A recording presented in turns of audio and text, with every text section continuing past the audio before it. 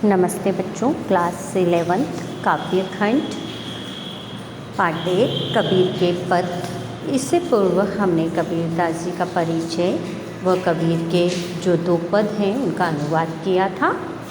आज हम इसी पाठ के जो अभ्यास में पद के साथ के प्रश्न उत्तर हैं वह करेंगे। तो पहला प्रश्न है, कबीर की दृष्टि में ईश्वर एक है, इसके समर्थन में उन्होंने क्या तर्क दिए हैं। उत्तर, कबीर ने ईश्वर के अद्वैतवादी स्वरूप को स्वीकार करते हुए उसे एक माना है। अपने इस विचार के समर्थन में उन्होंने कई तर्क दिए हैं।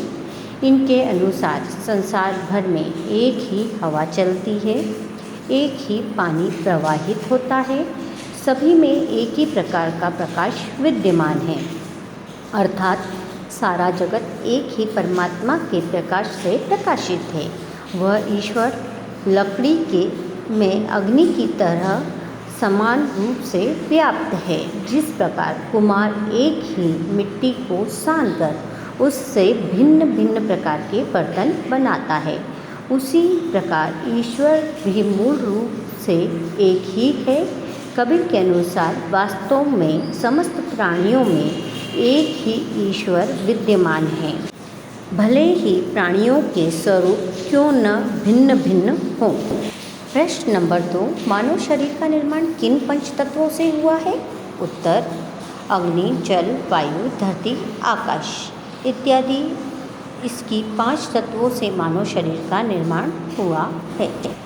प्रश्न नंबर 3, जैसे बाड़ी काष्ठ ही काटे अग्नि न काटे कोई, सब घटी अंतरी तू ही व्यापक धरे स्वरूपे सोई। उत्तर, कबीरदास जी के अनुसार जिस प्रकार बढ़ई लकड़ी को तो काट सकता है किंतु उसमें अंतर्निहित अग्नि तत्व का शमन नहीं कर सकता, उसी प्रकार ईश्वर भी सृष्टि के प्रत्येक कण में एक ही रूप में विद्यमान है। कबीर की दृष्टि में ईश्वर का स्वरूप एक ही है। समस्त प्राणियों में वह एक ही परम पिता परमेश्वर समान रूप से विद्यमान है, यद्यपि प्राणियों के स्वयं के बाहरी स्वरूप भिन्न भिन्न ही क्यों न हो। प्रश्न नंबर 4, कबीर ने अपने को दीवाना क्यों कहा है। उत्तर, कबीरदास जी ने परमात्मा के सच्चे स्वरूप के साथ साक्षात्कार कर लिया है।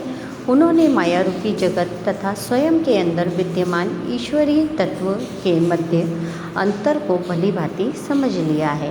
वह बाहरी और भौतिक दुनिया के मोह माया एवं आडंबरों पाखंडों से दूर उस एक स्वरूपा परमात्मा की सच्ची भक्ति में लीन हो चुके हैं। एक साधक के रूप में अपने ईश्वर के प्रति उनकी सच्ची एवं अनन्य भक्ति ने उन्हें पागल सा कर दिया है। संभवतः इसलिए कबीर ने अपने को दीवाना कहा है। प्रश्न नंबर 5, कबीर ने ऐसा क्यों कहा है। संसार बोरा गया है।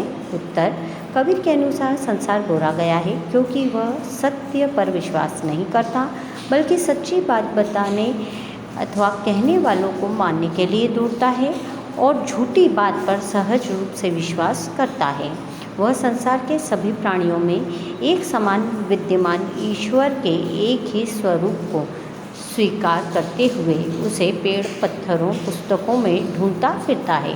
वास्तव में यह संसार पागल हो गया है, जो बाहरी तिलक छापों और आडंबरों पाखंडों में परमपिता परमात्मा को ढूंढता फिरता है, परंतु स्वयं में व्याप्त ईश्वर के सच्चे स्वरूप को नहीं पहचान पाता है।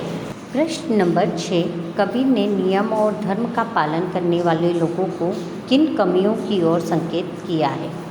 उत्तर, कबीर के अनुसार नियम और धर्म का पालन करने वाले लोग नित्य नियम पूर्वक स्नान आदि करते हैं, किंतु स्वयं के भीतर छिपे ईश्वर तत्वों को खोजने की बजाय वे उसे पेड़ों पत्थरों में ढूंढते फिरते हैं। ऐसे लोग को न तो ईश्वर के सच्चे व एकाकार स्वरूप का ज्ञान है और न ही वे इस बात से परिचित हैं कि ईश्वर किसी दिखावे अथवा आडंबर पाखंड में न होकर सृष्टि के कण कण में विद्यमान है। कबीर के अनुसार ईश्वर को पाने के लिए मनुष्य को मात्र आत्मज्ञान की ही आवश्यकता है। ईश्वर तो सहज सरल रूप से हर जगह मौजूद तथा व्याप्त है। प्रश्न नंबर 7, अज्ञानी गुरुओं की शरण में जाने पर शिष्यों की क्या गति होती है? उत्तर, वास्तव में गुरु ही शिष्य को ज्ञान के पथ पर अग्रसित करता है। वही परमात्मा से साक्षात्कार का मार्ग अपने शिष्यों को दिखाता एवं बताता है। किंतु यदि गुरु स्वयं ही अज्ञानी मोह माया के कारण अहंकार से भरा हुआ तथा बाहरी आडंबरों पाखंडों में लिप्त हो तो ऐसे गुरु और उसके शिष्यों का बेड़ा गर्क है। अज्ञानी गुरुओं की शरण में जाने वाले शिष्य भी अज्ञान के पथ पर अग्रसर हो जाते हैं और अंत में गुरु और शिष्य दोनों ही माया के झूठे भ्रम में भ्रमित होकर डूब जाते हैं। अंततः उन्हें पछताना ही पड़ता है। प्रश्न नंबर 8, बाह्य आडंबरों की अपेक्षा स्वयं आत्मा को पहचानने की बात किन पंक्तियों में कही गई है, उन्हें अपने शब्दों में लिखें। कबीरदास जी की पुस्तक में प्रकाशित पदों में बाह्य आडंबरों की अपेक्षा स्वयं यानी आत्मा को पहचानने की बात निम्न पंक्तियों में दृष्टिगोचर हो रही है। पहली, आत्म माही पखानहि पूजे, उनमें कछु नहीं ज्ञान। दूसरी, साखी संबंधी गावत भूले, आत्म खबरी न जान।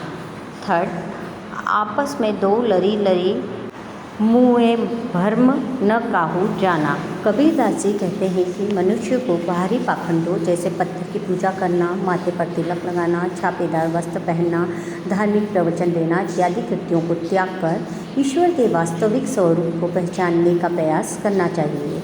वास्तव में परम सत्य ईश्वर तो स्वयं उसके हृदय में विद्यमान है। उससे साक्षात्कार करने के लिए इधर उधर भटकने की आवश्यकता नहीं है और न ही साखियों शब्दों का वाचन करके ही उस पर पहुंचा जा सकता है। अपने धर्म की सर्वोच्चता के नाम पर आपस में लड़ने वाले कभी भी उस परमात्मा के दर्शन प्राप्त नहीं कर सकते। इसके विपरीत अपने अंतस में झांककर और बाहरी पाखंडों से दूर रहकर अपने आत्मज्ञान के बल पर मनुष्य सरलता से ईश्वर को प्राप्त कर सकता है। इसके अतिरिक्त परीक्षा उपयोगी प्रश्नोत्तर आपको अपनी कॉपी में भी करने हैं।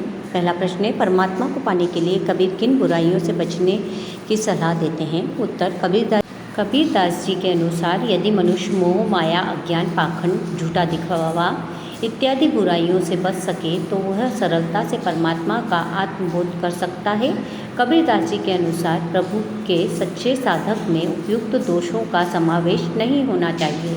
उनके अनुसार स्वयं के अत्यधिक ज्ञानी होने का अहंकार भी ईश्वर के साक्षात्कार के मार्ग में एक बड़ी बाधा है। प्रश्न नंबर 2, कबीरदास ने किस प्रकार आत्मा को अविनाशी सिद्ध किया है? उत्तर, कबीरदास जी कहते हैं कि आत्मा अजर अमर एवं अविनाशी है। जिस प्रकार कोई बढ़ई अपने तीक्ष्ण औजारों से लकड़ी को तो काट सकता है किंतु उसके अंदर छुपी अग्नि को शांत नहीं कर सकता, उसी प्रकार मनुष्य के भौतिक शरीर को तो नष्ट किया जा सकता है किंतु उसकी आत्मा कभी भी नष्ट नहीं हो सकती। इस प्रकार कबीरदास ने आत्मा को अजर अमर एवं अविनाशी कहा है। बच्चों, इसके अलावा आपको प्रथम पद की संदर्भ प्रसंग सहित व्याख्या कर अपनी कॉपियों में लिखनी है।